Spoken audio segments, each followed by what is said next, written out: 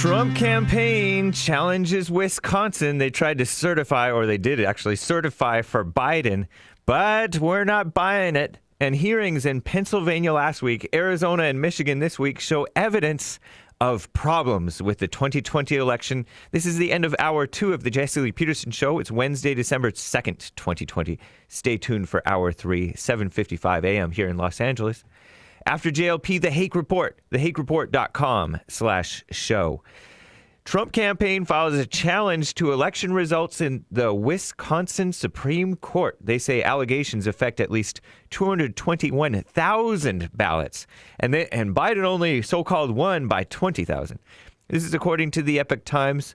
One of the issues concerns multiple clerks being directed by the state election officials to complete ballots that were not fully completed over in Wisconsin. Another alleged violation of state law, the Trump campaign says that its municipal clerks issuing mail-in ballots to voters who did not apply to them.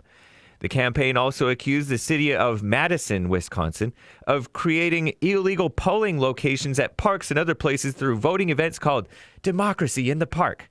Sounds liberal, right? Communist. Several non-campaign lawsuits are also being considered in Wisconsin in courts. Another lawsuit was filed in the state's highest court seeking to block the state from certifying election results, even though it's, I guess, already happened now, alleging the use of ballot drop boxes being illegal. As I mentioned, Wisconsin officials on Monday signed paperwork to determine the results, and the governor, a Democrat, Tony Evers, that skinny weirdo, signed the certificate of ascertainment, which formally awarded the electoral votes to Biden, marked as the winner of the state by about 20,000 votes. Fraudulent votes, I say. Michigan and Arizona public hearings shed light on election irregularities, according to the Epoch Times. Arizona Monday, November 30th, hearing was by select members of Arizona's state legislature. And Tuesday, December 1st, the hearing was by Michigan Senate Oversight Committee. And also last week by the Pennsylvania Senate Majority Policy Committee. At the Michigan hearing, witness after witness, many of whom had sworn affidavits, spoke of a culture of concealment at the TCF Center in Detroit. That's where many blacks are. Patty McMurray, a poll challenger for 9 years, attempted to watch the workers' duplication ballot process, where one worker was meant to hold up damaged ballots and the other would fill in new ones to replace them. Wherever we would try to watch the process, the person that was inspecting the ballot would stand in front of us.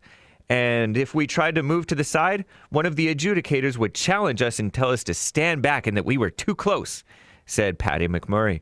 After a lunch break, as poll challengers tried to return to the building, they were met with locked doors. McMurray witnessed pizza boxes being placed over the windows. You saw a video of this, so that the poll challengers could not see in. Ridiculous. And she said those were placed by election workers and adjudicators. Blacks, I say. Not a single military ballot that McMurray saw was from a registered voter, she says. And the ballots looked like they were all exactly the same Xerox copies. They were all for Biden across the board, she said. Workers had to manually enter the names and addresses of a birthday of 1/1/2020. January 1st, 2020, which would override the system and allow them to enter non-registered votes, of which she saw several throughout the day. During the Arizona hearing, a volunteer poll observer and worker in Arizona's Pima County said she was forced by election officials to allow people to vote who had literally just moved here. A large percentage had addresses to 2 apartment complexes, 2. Poll observer Anna Orth said, ORTH. She said many of these individuals were residents for not more than a month, estimating that about 2,000 people appeared to be out-of-state voters.